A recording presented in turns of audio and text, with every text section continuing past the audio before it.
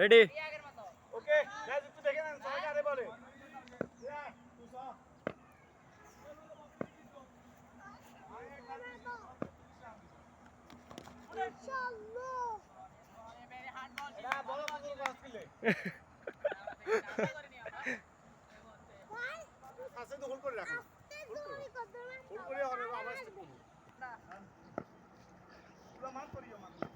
করুম করুম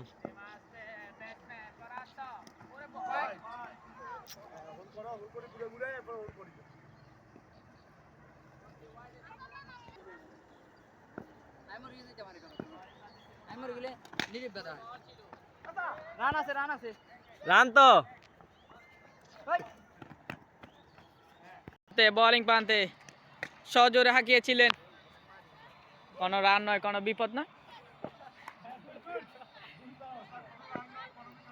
এই মুহূর্তে আবার বোলিং প্রান্তে জনি সজোরে হাঁকিয়েছেন, একবারের মতো প্রান্ত বদল, কিন্তু না, তৃতীয় বল খেলার জন্য প্রস্তুত। ও হাঁকিয়েছিলেন, আবারও ও হাঁকিয়েছিলেন, ব্যাটে বলে সংযোগ হয়নি।